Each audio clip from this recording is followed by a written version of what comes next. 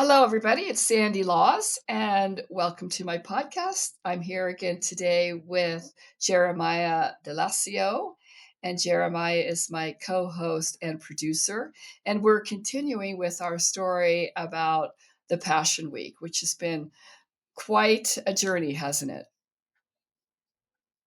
It has. Thanks for doing this with me, Sandy, as always. And yes, we're on to the third part of this story. Yes. And yeah, why don't you walk us through where we are right now? According to the timeline of the week's events, we are basically at day Wednesday of the Passion Week. And Wednesday is a day when something significant happens, and that has to do with Judas and his agreement to betray Jesus. So, as we talked about last time, we know that the religious leaders are very keen to go ahead and take care of Jesus, to solve the Jesus problem, if you will. And the way that they want to do that is by putting him to death. And we've already seen Caiaphas talking about this. And what did Caiaphas have to tell us about why this should happen? Caiaphas had this interesting prophecy of one man should die so that the rest of us may live, which is one of those bizarre moments where he is incredibly close to the absolute truth and is just far enough off where he really misses the boat and takes an unfortunate role in the story for himself. Yeah, it's true. It's like, I think their typical reaction to something that someone who's trying to upset the apple cart is to remove that person and certainly not let them get a foothold into the society, definitely not to let his popularity grow. So their thinking is we just need to remove him from the presence of everybody, and then all the fervor will die down and we could go back to the way things were. So they're looking for a way to do it. And Luke walks us through this story in Luke chapter 22. Um, it is the week of Passover. Passover was approaching, and the chief priests and the teachers of the law were looking for some way to get rid of Jesus, as we just said, because they were afraid of the people. Uh, Kind of interesting thought to think the leaders now are afraid of the people who have come and are very much enjoying Jesus's teaching and are supportive of him. Yeah, which is incredibly understandable. I think anybody in a position of leadership over any grouping of people, whether it's something where they have fans or they have followers or students, pupils, you do start to see those leaders, those teachers take on a posture of viewing people almost as sheep and Mhm. worrying that they're going to upset the apple cart, as you had mentioned previously. And Yeah. when you are convinced that you are 100% right, which I think is an interesting piece in the story, that Caiaphas, if he had any degree of humility, probably would have seen, what if we're not all right? What if we've got some things right and some things wrong? I think you would have been more open to Jesus's teachings or more open to the moment. But because they were certain they were right, their hearts were hard. They then were worried that they were going to lose their life's work, right? They're going to Yes. lose their religious system, the hierarchies that they have in place, the resources to take care of their people they deem important.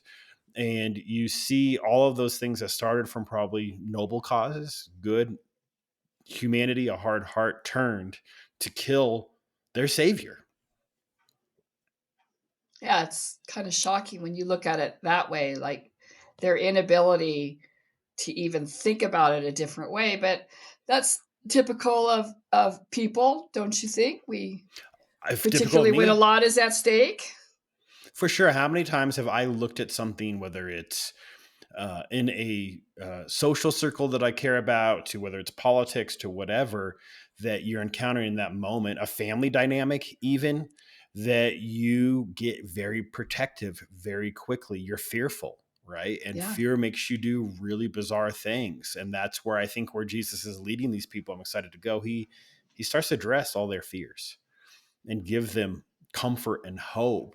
Yes. Because it's fear and faith don't go well together, right? Doubt and faith can, but fear and faith, I think you can turn into a Caiaphas like figure. Yes. I like that. The thought that their fear was driving them to the point where uh, they were making these terrible decisions. So their structure wasn't really satisfying the people, the temple structure, Mm. and the way that they were ruling over the Jewish people was not satisfying to people because they weren't really connected to God. Hmm. Uh, and so here comes Jesus with this other very profound message of love and care and comfort, and I am going to be there for you. And it's resonating with people on a major level. Like this is different and it's great. We love it. Right. Right. It also takes But away the this, hierarchies that are in place, right? uh, The power structures that are in place. And I'm not, I'm not trying to say that all hierarchies or power structures are wrong, but they can become oppressive or corrupted very easily, as we've seen in the case of the temple. And Jesus makes mhm, no bones about addressing that. that's right. Yeah.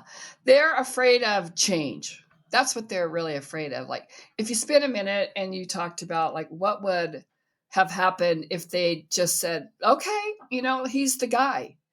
Let's let him come in and give us an entire new system. Mm-hmm. That's what they're trying to wrap their mind around. Like, geez, what would that look like? Well, we already know he's not too happy with what the Pharisees have to say. And Right. we already know Right. that he's questioning the way that we're running the temple. So their fear was really around change and not so much uh, if we embrace this, perhaps it will be good for everybody. Thus, Caiaphas's prophecy around we have to just get rid of them so we can keep the status quo. And how Absolutely. hard do we fight sometimes to keep the status quo? Ridiculously hard. And here's also the cool thing that Jesus teaches us and shows us, more importantly, continually, is like we don't have to have this all right. We just have to be open to Mhm. him. Right. So I don't even Yeah. because you said, well, what if they said this guy's our new leader, this guy's our rabbi? Sure, that would be the perfect solution. I think even if they just displayed a little bit of humility of like, guys, what if he's right about some of this stuff? I think what the outcome would have been very different for them. Right now, the prophecies are Yeah. in place. There's the mechanic of the death and crucifixion of Christ and his rising that probably had to be baked in the cake from the way it Yes. was. And now we can go down a rabbit hole there that maybe after Easter we will, right? Um, but we can say, I think the takeaway for me personally from this is how relatable and easily understandable is Caiaphas, and how easy is it to fall into that trap? How many people do we know and have encountered that's fallen into the trap? But again, I don't think we should be too scared of it, because if you just carry a little bit of humility, a little bit Mhm. of curiosity, a little bit of maybe I don't have this all figured out, I think Christ encounters you there. And we see that continually Yeah. through with the disciples their entire time, right? These people don't have it figured out, but they always come back to him. Right. I love that, thinking about how we don't always get it right, but Christ comes and encounters us where we are in our faith walk, in our faith journey. I feel like that's very, very true for me as well. And whenever we get rid of our pride and our arrogance and we show humility, we're so much more open to what He has to offer us. But these men were not. Mm. It's probably worth also throwing in there that the Romans were the third party in the mix here. And so it wasn't just their fear of change. They were afraid that a change would result in the Romans coming in and taking away everything. And sometimes a third party in our life has that pressure, has that Hmm. ability to, I don't know, to make us make a decision that maybe we wouldn't, maybe in a different circumstances, we would be open to what somebody was saying. That's really good. I mean, I have never thought about this story with that kind of optic or that kind of takeaway. But to your point, one of the things driving the fear, and if I get this wrong, let me know. One of the things driving the fears was the Romans would take away their little bit of independence they have, the temple, because this has happened before. The Romans didn't necessarily do this, but previous regimes have come in. They're used to this story, and then Yeah. they're worried about that, and under again, it's very understandable, very logical, very reasonable, and man, how many times do we do that? Like that is because it's never clean when you're encountering one of these moments. It's never like, hey, you're in a spiritual context and you understand this is what Jesus wants you to do and this is what you want to do, or this is the right thing or the wrong thing. It's never like that. There's always these really bizarre figures and you're trying to take care of your kids or you're trying to take care of a dying family member, or you're trying to protect a job or keep a business from whatever, fill in the blank. Like those are what you find yourself in. There is a Roman Empire always at the door. Yeah, that's a good way to say it. There's always a Roman Empire at the gate. So I like that analogy. But to continue with our story, they find an ally, if you will, in Judas, and Judas is one of the 12. Mm-hmm. And of course, there's always a lot of interesting discussions around Judas and the selection of Judas, that Jesus chose Judas to be one of the 12 while he fully understood that Judas was going to betray him. Um, the understanding of the fact that it was just a matter of time until that moment came when he would do the betraying, and that would result in Jesus being delivered into the hands of his enemy. And so Judas goes to the chief priests. He goes to them, like they don't come to him, he goes to them voluntarily. Mm-hmm. Why would Judas go and voluntarily betray Jesus? Now, before you answer, I just want to set up, we don't know a lot about Judas from the text. The Mm-hmm. little bit that we do know is that he was a liar and a thief because he Mm-hmm. stole money out of the purse, out of the funds that people were giving him. Mm-hmm. But we don't hear a single word from, oh, we do hear the one word when he says to Jesus, why are you letting Mary use that expensive oil? But we Right. don't understand his motivation for this particular act. It's not told to us. So there's a lot of conspiracy theories around Judas. Why did he do it? What's your Mm-hmm. take on it? My take on it is pretty simple. So I think again, let's go back to we don't know a lot about him. And when there's a character to story you don't know a lot about, it's because that character just provides some very simple mechanics. But I think that means that your instincts about that character are right. It's a very generic thing. So I know, what do we know about Jesus and what do we know about being a follower about Jesus? It's filled with doubt. The disciples doubted. Yeah. I've doubted. You've doubted. We've all doubted, right? When you're dealing with a faith thing, doubt. And am I wrong? Am I imagining all this? Um, am I making all this up to make life easier on myself or to fix some problem I have? I think Judas encountered the doubt, and I think it got him. Mhm. And I think at this Yeah. moment, he said, I've invested so much of my time and my life into this. And he probably developed some grand narrative of, I would have been something great had it not been for this, that we see as a very common human rationale when we're in a situation we don't like.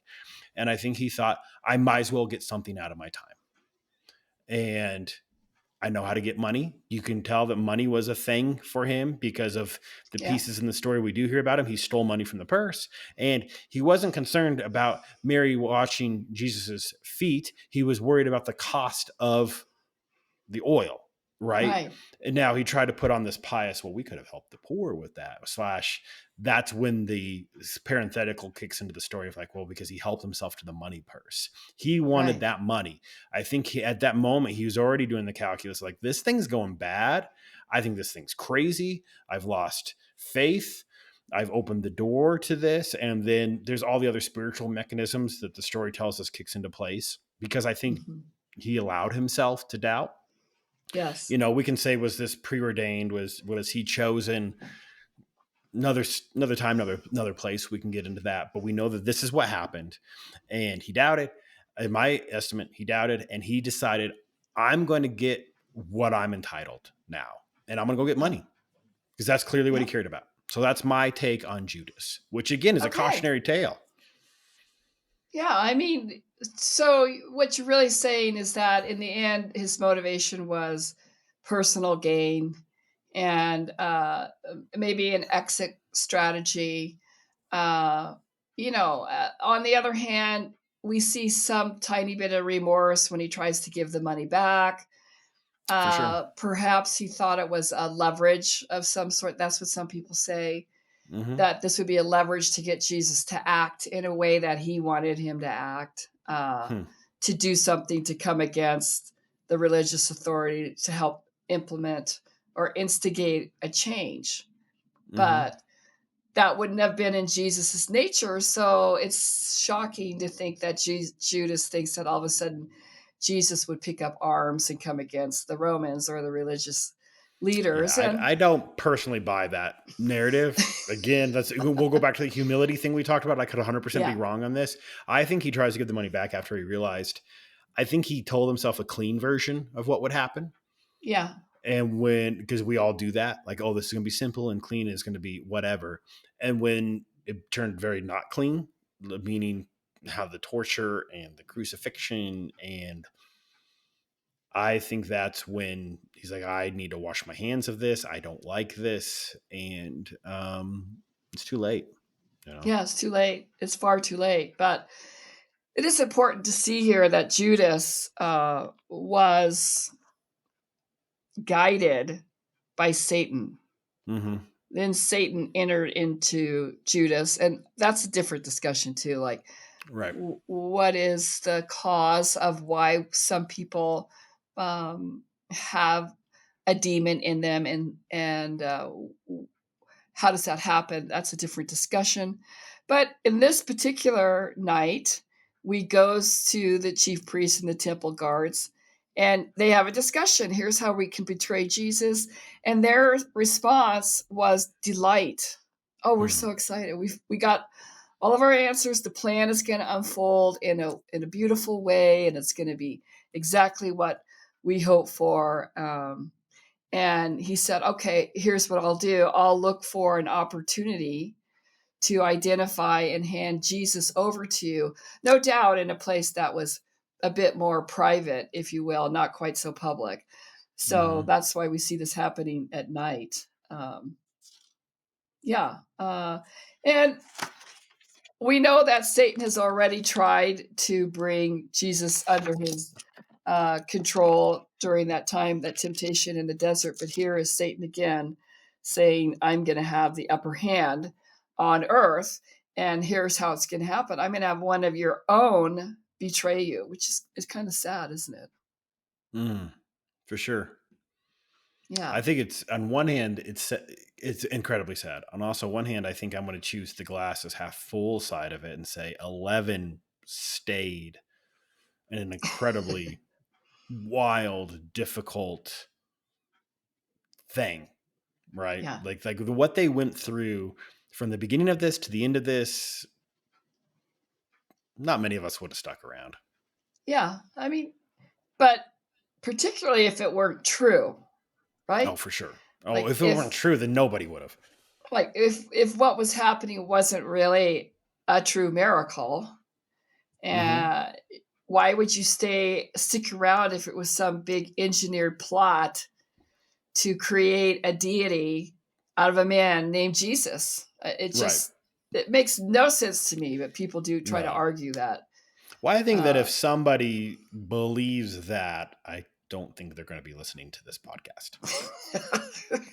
I don't either, but we have to recognize that Oh, as absolutely. followers of Christ, we come up against people in the world who are against Jesus at every turn. And that's the 100%. kind of stuff they say, right? Mm-hmm. So now we come to the next day, and the Mm-hmm. next day is Thursday. And this is the day of the Last Supper, a very famous event. Everybody hears the story or parts of the story in the actual Easter story. And it really is a beautiful coming together of Jesus with his apostles and their last opportunity to be together in this way. But of course, the apostles don't fully realize that. Mm-mm. Only Jesus knows what's going to happen next. Uh, However, as you were mentioning this to me before, it's not like the apostles were super keen on being in Jerusalem, right? Right. No. No, I mean, because before where we started this story off was where Jesus raised Lazarus. And if we go back to that moment when Jesus is on his way, I think he knew Lazarus was dead. They're like, why are we going there? Yeah, There's threats there. And then Jesus yeah. goes into this really bizarre moment of, well, there's darkness and there's light, and I could see a disciple like, yeah, I get it. They're trying to kill you, right? So no, Right. their awareness, um, their fear, whatever, however you want to frame that, is already heightened. Yeah, like I think that's a good point. They're in the city, all this stuff is happening. There's arguments with the religious authorities. There's all this teaching at the temple, getting big crowds. Jesus is Hmm. healing people. He's hugely visible. And he And poked the hornet's nest a few ways, right? few He ways, wasn't being right? subtle. No, he cleanses the temple. He's just having at it. And so, if you're an apostle, you're his follower. How are you feeling at this moment before this dinner? How are you Mm. feeling? Um, I think I would feel tension, some fear about what was going to happen next, some thinking about how are we going to get out of here, or how will we come out of this whole situation. Uh, I don't know. I think it would have been not. You're not going to this dinner thinking this is just a very relaxing time where we get together and enjoy each other's company like we have for months and months out in the countryside and in the small towns we've been in. This is something altogether different. Yeah, and at that moment, so take that what you just said. I think it's all true that they're heightened and they're annoyed or they're fearful or they just want to get Mhm. out of there. Um, and what does Jesus do? He sits them down and becomes a servant, right? Beautiful part of the story. So that story of cleansing their feet is how John really intros the Last Supper, which I do believe is just a beautiful story, as you said. And why would he cleanse their feet? Like, uh, what what about that action? How would that mean? Let me get to John here. Mm-hmm. What would that mean to them? Hold on But no, one you second. told me this whole cultural beautiful thing about that. It's something, it's a practice they would have been familiar with, right? Yes, that's exactly right. In the culture in that time, when you went to somebody's house to dinner, the first thing they would do is they would have you remove your sandals because you have a lot of road dirt on your feet, and then they would wash your feet. But it would be a servant doing it. Then they would give you oil that you could put on your hands, face, on your hair, just to refresh yourself. Then they would give you a kiss. They would greet you with a kiss. So in this case, they're already at the dinner table, and Jesus gets up and he gets the basin of water and he goes around from apostle to apostle and he washes their feet. And he comes up to Peter, and what happens with Peter when it's his turn? Peter being the best disciple, clearly, because he always provides us with the questions we want to know and also some comic relief. Um, he says, okay, well, fine, wash my whole body, right? Which is the most Peter thing ever. Right. Can't read the room. And Jesus gives this, actually, I think, a very kind response back to him when he could have been really annoyed. Well, I mean, he says, "Unless I wash you, you have no part of me." And then Peter's so enthusiastic, "Will wash my whole thing." Hmm. And he says, "Those who have had a bath need only to wash their feet." So if you're a follower, I don't know. I think about it this way: if you're a follower of Jesus, the message is, if you've been saved through belief in Christ, Now and then you need to have your feet washed. You need a Mhm. little refresh, right? Mhm. A Mhm. a little cleaning up. Um, and he also knew, as the text said, that not everybody at that table was clean inside Right. because Judas was not clean inside. Right. Uh, but what's beautiful is this servant master message around what I have done for you, now you need to do for each other. You need to Mhm. take care of each other. You need to be there for each other. He's setting the example. Servants are no greater than their master. Wow, that's that's a message that we all need to hear because sometimes we think we're greater than others. Absolutely.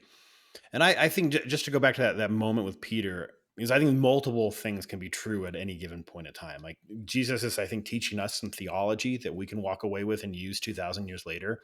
I also Mhm. think again that moment when Peter is so earnest, like, okay, you can't be a part of me unless you do this. And he's like, fine, let's do the whole thing. And he says that back almost like, Peter, you're fine. Like, you're Yeah. fine. I got you. Right. I think it's very caring and tender in that moment to Peter because Yeah. Jesus has to have like this love frustration relationship with Peter because and we'll see that in a little bit again. Right. Hmm. Um, and in that moment, it's like, no, no, no, you're fine. This is just, let me serve you. Right. Right. Gosh, those moments with Christ really just reaffirm my faith in him and what he is. Yeah. Because you encounter this multiple times from the very beginning to the very end when he comes back, his ascension of these just very little tender, caring moments. Yeah. I love the gesture. I think that we should take that gesture of cleaning our feet and just be so grateful that Hmm. he is willing to do that. He's willing to wash our feet anew, if you will, Right. every time we have a little some we're road weary and we're our feet are covered with dust and dirt. The fact that he's always there to make us clean again, uh, And even though prepare we're us for the clean on the moment. inside. Yeah. Absolutely. Uh-huh. Well, he was preparing them for, I don't know, maybe his most important meal he was ever going to have with them. Absolutely. This is the closing banquet, if you will, the last opportunity to convey messages to them before what's going to be so difficult. And I Their think last happy back to moment together. yeah, yes. Yeah, I think there probably was joy in it, but I feel like it had to have been super solemn, not like Hmm. the other events where they were celebrating or enjoyed each other's time. This is something different. Um, what happens next is that Jesus tells Peter, "You're going to deny me 3 times." So Hmm. maybe, as you said, he's making a special effort to care for Peter because of what Peter is going to go through, which is harder than any of what the rest of them go through over the next few days. Hmm. Hmm. Because Peter is singled out as another betrayer, if you will, right? We got Right. Judas the betrayer, and now we've got Peter acting as a betrayer, which is really hard. It's just very harsh. I wonder if there is a distinction there, and I'm curious. Is there a distinction between a betrayer and a denier? Because a Uh-huh. betrayer actively went out and tried to benefit from this, as where again, Peter failed because he was scared. I'm not saying he didn't fail, right? He definitely denied Christ, but he was scared. Um, which again, we talked earlier about fear is not good. It does not help Yeah. us. It is one of the probably the biggest issues that helps us break our faith is fear. So I don't know. As you said that, I am curious about, is there, not trying to create hierarchies, but is there a betrayer and denier? And the denier seems very welcome back in. I mean, Jesus goes out of his way later to bring him back in. Right. I think there's a betrayal and denier. I mean, he does say to Jesus, I would never Mm. betray you Mm. ever. And then he does. Does like So 3 hours later. it's kind of speaking to when I kind of think of it as Peter's being very boastful. Like I'm Mm. always going to Okay. be there for you, and you know that Mhm. I'm your guy. I've been there. I will be there. And yet when he's under intense pressure, he denies it. And I think sometimes even we can do that in our own ways. We love Jesus, we follow him. I could see this happening, but you're with a group of people and now they're all talking smack about Jesus, or they're um, saying terrible things about Christians. Where are we in that conversation? Mm. Uh, how much do we allow our faith to come forward when there's a risk involved with it? Sure. And I think that's true for Peter. This isn't just I'm going to say something and they're going to scoff at me and throw me out of the courtyard. They're going to come and arrest me, just like Mhm. they did with Jesus, and I'm afraid of that. So, For sure. I mean, and that, that story, that moment is worth, 30 minutes of our time in and of itself because there's a lot it is. happening there. Yeah. Um, but the idea of I do like what you said, like the boastfulness of it or the Mhm. overconfidence of it, as we've seen many times in the story, that's when we get ourselves in trouble, right? That's Yeah. when we are overly confident or sure in ourselves. And I'm not saying that we need to not be confident in things, but Right. there's that too farness where we're so certain in ourselves and not in anything else that we get ourselves in trouble. So I do think that that's another cautionary moment of be careful um, of what you do, because that will open you up to being wrong very quickly. Yeah. And there is this contrast between Peter's boastfulness and Jesus's humility, uh, which I also kind of like. I think that is what you just said. That when we take on that pride of our faith, the pride of our faith, we are Hmm. setting ourselves up for um, trying to put ourselves as a master above others, and I think Hmm. that's it can be a mistake when we laud our faith over others because we're proud of our faith, and we want to use it, if you will, as more of a weapon than as a humble feet washing endeavor. Hmm. Well, and it becomes back to you start to walk down Caiaphas' path, right? My faith is no longer a way for me to encounter my creator and live in redemption. It becomes a tool for me to get what I want out of this world. Yeah. Oh my gosh, Um, how often has that happened in the Christian world since Jesus was always, resurrected? I mean, just always, right?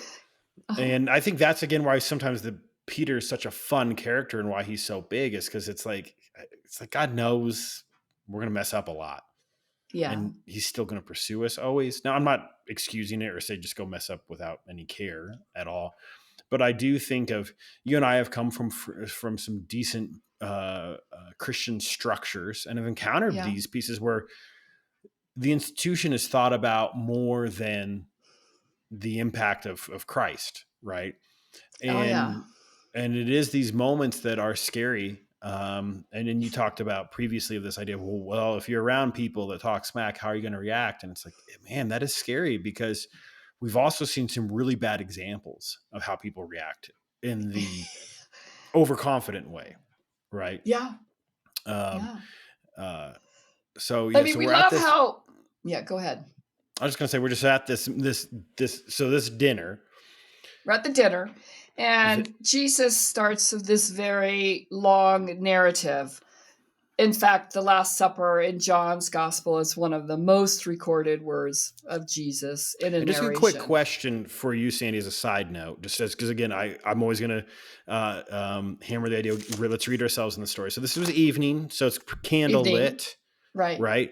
Yeah, What are it's they eating? What do you like? What would have been common for them to eat? well, there's a traditional Passover meal, and I don't know all of the elements in it, so I can't tell you. But my friends who are Okay. Jewish have a traditional Passover meal. Right.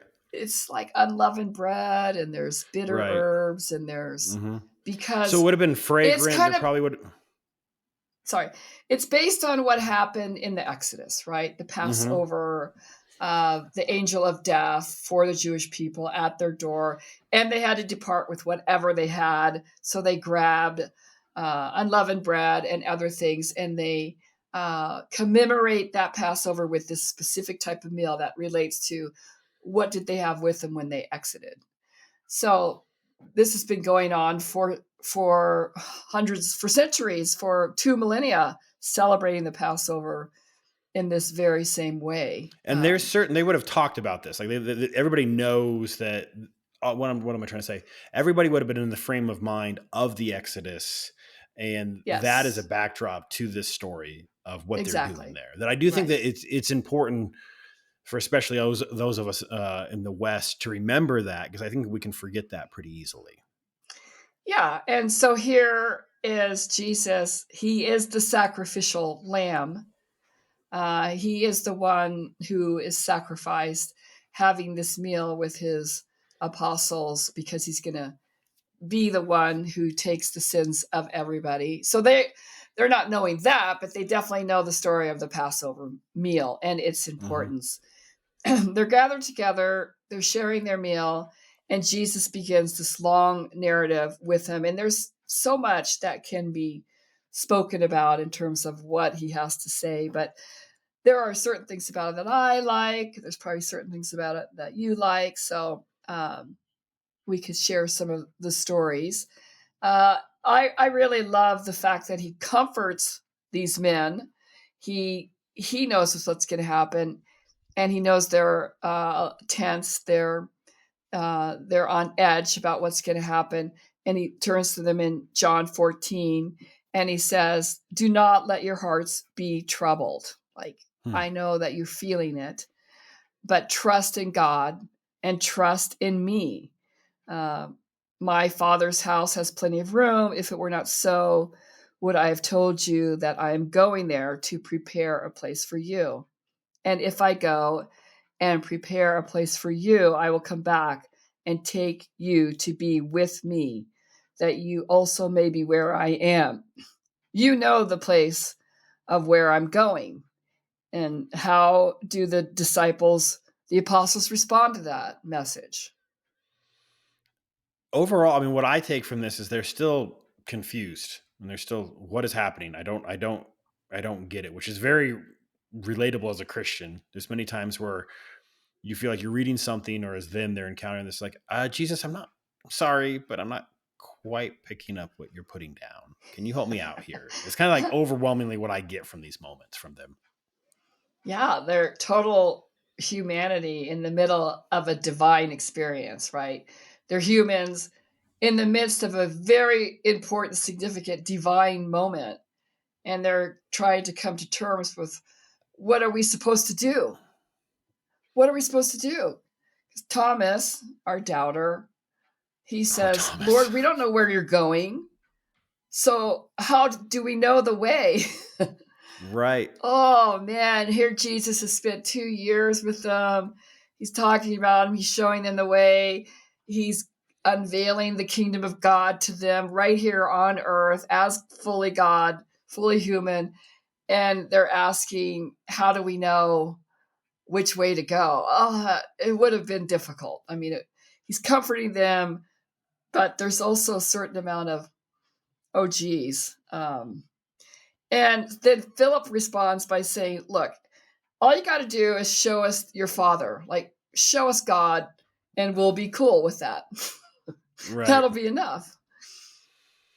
How much do we need to see with our own eyes and experience personally before we stand by our faith, before we live with faith in the uncertainty of faith? Um, yeah, even these 12 men were like, well, show us your father. For sure. And then this has been the wrestle since the dawn of time, right? Mhm. I mean, even you go back to the Exodus that we just mentioned. I mean, again, that's the subtext of what is happening. They just talked about the Exodus. the uh, Israelites are out in the desert, right? In their Exodus, and it's like, oh, maybe we should go back to Egypt. Maybe that was better, right? Like Yeah, they know all this, and they're still doing it, and we're still doing it too, you know. Um, exactly. and it's frustrating, and also it's this weird blend because on one hand you're like, why didn't they get it? Why can't we get it? Why didn't Jesus use simpler language? Or I mean, I have similar questions as they did. Like, well, just show us God, right? Well, no problem. Or I'm like, Jesus, why'd you go this cryptic like whole talk about communion and we got to eat your body? Like, why? Like that doesn't make any sense to me. Um, why didn't you just say like, look, I'm going to die, and because I'm going to die, you're going to be saved? Like, I mean, he did, but he didn't, right?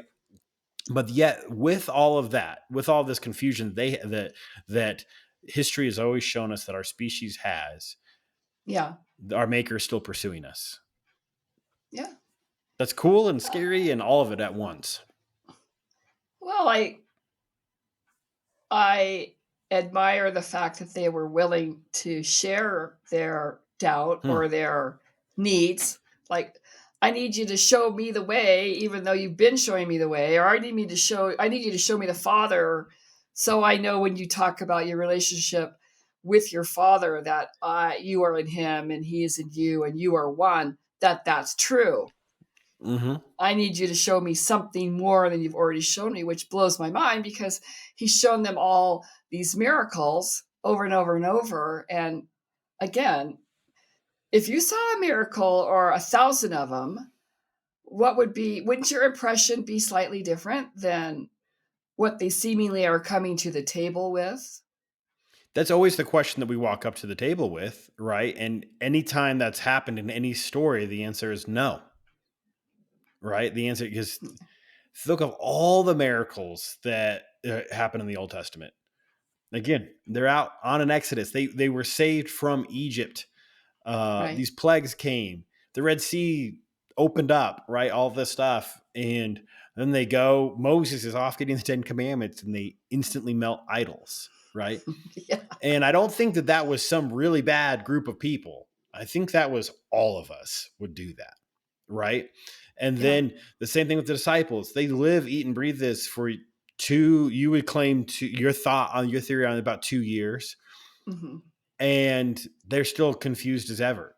Remind you, he just raised Lazarus from the dead 30 days ago, 40 days Hmm. ago. So, I mean, recent history, right? This just Yeah. happened. So, and then I'm sure in your life, there's probably something that's happened that you're like, oh gosh, that was a miracle. That was something undeniable. And then probably 3 days later, you're like, God, do you care about me? Oh, Like, yeah. does this, right? We all do it. So I guess that's the Oh, interesting thing. We're yeah. so I mean, frustrated at these people. you read, like I read, I have a situation in my own life that has to do with waiting on the Lord Mm-hmm. and letting the Lord go ahead of me instead of being like Peter and saying, I'm just going to take control. I'm going to wait Mm-hmm. on the Lord. But, undoubtedly, I have many moments where I'm like, are you in this with me? Are you there? I'm suffering. And then I remember the text which says to wait on the Lord. And that brings me comfort. But yeah, how many times have we wondered where God was in the midst of something? And here they're like, their connection to God, Jesus, their rabbi, their teacher is like, don't be afraid about what's going to happen. I'm leaving. And you know where I'm going. And they're all like, wait a minute. Where are you going again? Like, I don't know if we had Right. this conversation as directly as we should have. And so they are frustrated, and he's frustrated. And so what he talks about next is a way to help them through their disbelief and their fear. And that is telling them that I'm going to send the Holy Spirit, Mm. a helper, the Mm-hmm. paraclete, uh, which is a wonderful thing because it speaks to how the Holy Trinity, all three, are involved in this building of the community and what happens. But I think it's great that he immediately offers that as comfort. a helper will come and you will truly then understand. Oh, well, that's a relief. Yep. For sure. Well, and also I think that as there's an interesting, or sorry, I'm trying to figure out how to say this. There's as you were talking about your story, we've all had this story. This is that's the most personal, is most universal. We've all had that story of waiting, right? Mm-hmm. Where you feel like you were told something was going to happen, and you're like, cool, it's Or going to you want happen, something to happen, right? Like you really want something to right? happen. Yeah. And you're like, cool, it's going to happen, and it doesn't, and it doesn't, and it doesn't, right? Like we all know that, and it is interesting to me of that's what's documented here. Now, put ourselves in the disciples' shoes after they talked about this later, and they wrote it like, oh my gosh, we didn't know. Excuse me, we didn't know how this is going to manifest. We didn't know how this is going to be. We were so dumb. We were so whatever. I wish I would have known then what I know now. And I can think of those moments of waiting, of looking back on the writings the journals that I had during that time. I'm like, Oh oh my yeah. gosh, why? I just didn't get it. I just didn't get that this was happening this way for this reason. And that is kind of fun about these stories, because that the disciples went back and either wrote this down as a result of them trying to figure this out. And I'm sure they came to a point like, oh my gosh, it was Yeah. happening before, so we had no clue. I mean, the conversations after the whole thing unfolded and he was resurrected. Wow, to be a fly in the room as they're talking and recalling all the details that they can about how it all unfolded, starting with that raising of Lazarus. And oh, wow, it would have been amazing. And that's why we do see them spend so much time on the details of this part of Jesus' story. I think Hmm. they were wowed by it, and we are wowed by it. And this is what we need to use to hold on to our faith. And that's why the Easter story in general is so important, so significant. Um, it is what makes our faith totally unique, the fact that he died and was resurrected, and that he cared about us. I Mm-hmm. care about you, and that he's going to prepare a place for us in heaven. So, yeah, I love how the next comments, his next discussion in John is, I'm going to send, I will not leave you as orphans. I will come to you before long. The world, let's see, the world will not see me anymore, but you will see me because I live and you also will live. And yeah, he promises the Holy Spirit. He says, what does he say here? The advocate, the Holy Spirit, whom the Father will send in my name, will teach you all things and will remind you of everything I have said to you. Hmm. Nice to have that Holy Spirit to remind us because we need Absolutely. that. Yeah. So the last part of this story that I really like is the discussion of how the world will come against them, because that is Hmm. exactly what happens, right? And that's what happens today. The world comes against us. And he's like, it happened to me. The world hated me. The world is going to hate you. Uh, if you love the world more than me, then you're going to be among its own. But if you love me more than the world, then you're going to be among my world, my kingdom, and then you don't belong in the world any longer. And we have to think about that too for ourselves. That are we really belong in the kingdom of God, not so much in the world the way it is today, because it's a difficult place to be. So he gives us this forewarning that this is the way it's going to be. I'm not going to take you out of all your pain and agony. By the way, I'm going to suffer a huge amount of pain and agony. I'm not Mm-hmm. going to take you out of yours either. I want you to be in the world. I want you to be there as a disciple for me, as an example for me, to show people there's another way to go. Yeah. Hmm. And then he talks too about how, you know, um, your grief will turn to joy when you see that I'm resurrected, and all the things I said would happen come true. Beautiful, beautiful evening of discussion, memorable points, memorable messages to them, something to really rely upon because just hours later he is arrested. Yeah, it's interesting, like you said, how much detail is put in the stories. They were clearly grappling with this after it all happened, and I find that line very interesting of your sorrow will turn to joy, and it's true and Mhm. it's not, right? Like we are super happy, but I get sad when I still think about this story. Like Oh yeah. like this It's, is not like oh yay, like this is still it's, like oh gosh, all of the intensity that's going on, the fear that is being to a degree rightfully placed, right? Your life's at yeah, stake, your friends' lives are at stake. You know, right. there's plots and conspiracies going on. You know, Yeah, like these are just this is one little snippet of what's happening that week. Like you said, among all yeah, the people that are there, how many people there are talking about Jesus? And then where's that breaking good and bad?